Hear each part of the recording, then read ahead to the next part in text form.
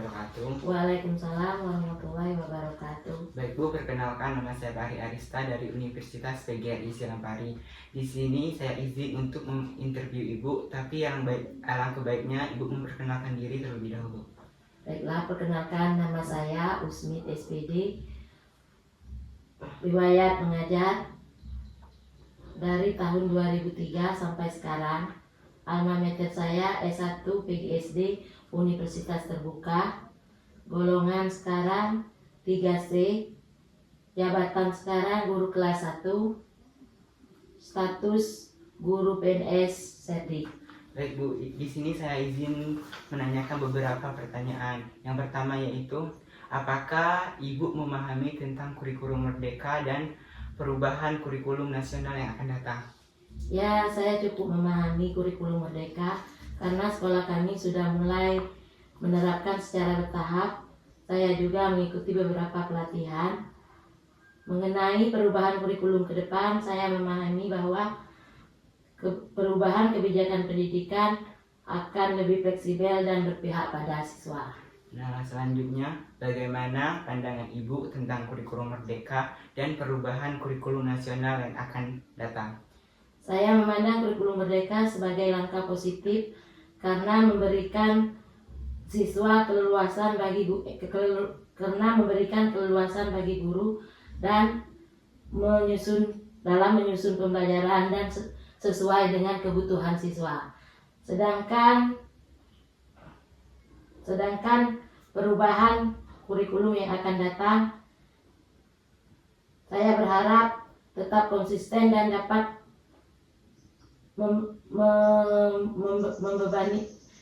tidak membebani guru dengan administrasi dan lebih fokus peningkatan kualitas proses belajar di kelas. Selanjutnya, perbedaan apa yang mendasar yang Ibu rasakan dan implementasikan antara kurikulum 2013 dan kurikulum Merdeka?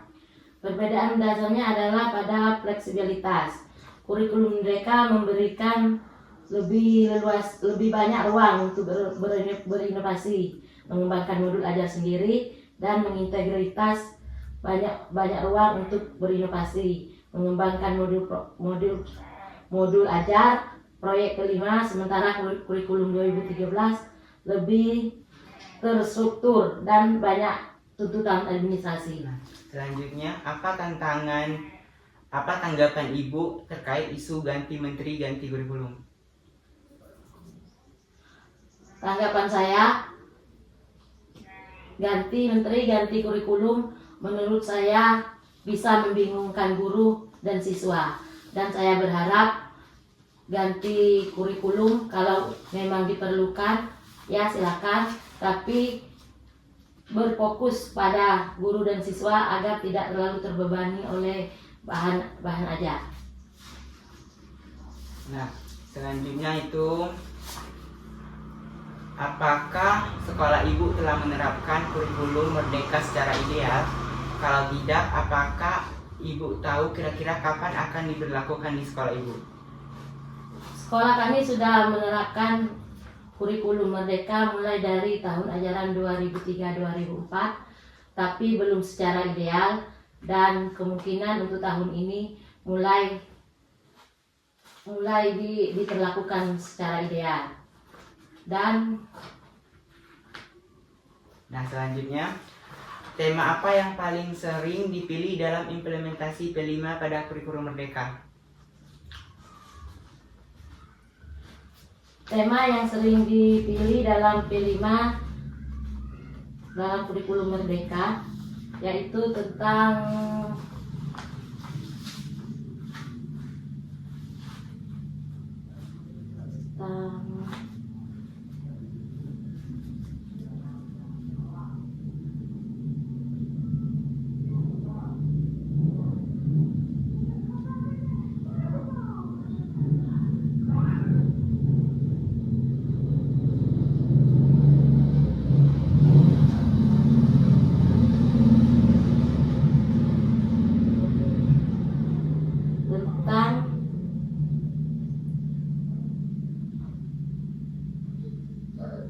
gaya hidup berkelanjutan dan kearifan lokal. karena sangat sesuai dengan lingkungan sekitar dan mudah dipahami oleh siswa. Baik. Selanjutnya, apakah Ibu pernah mengikuti pelatihan kurikulum merdeka? Kalau iya, sudah beberapa kali, tingkat apa dan insight yang apa yang Ibu dapatkan? Kalau tidak, apa alasan yang menjadi kendala? Ya, saya sudah mengikuti beberapa kali pelatihan melalui Dinas Pendidikan, melalui platform Merdeka Mengajar, dan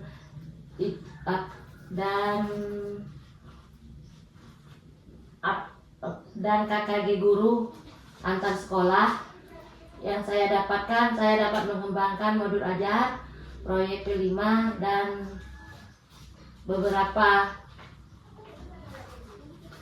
pengalaman untuk mengembangkan lagi atau memfokuskan lagi pembelajaran untuk siswa.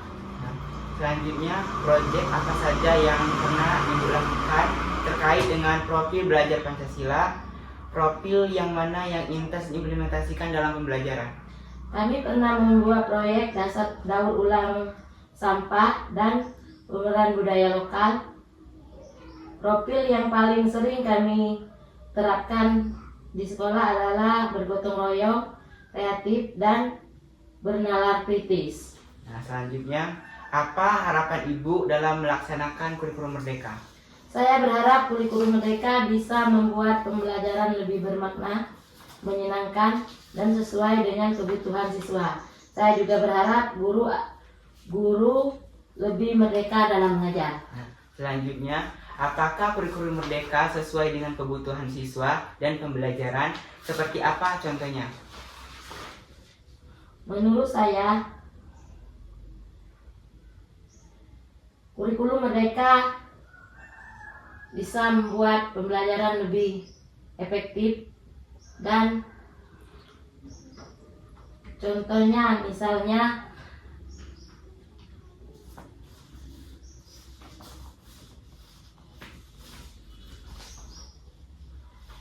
sesuai misalnya dalam pembelajaran tematik siswa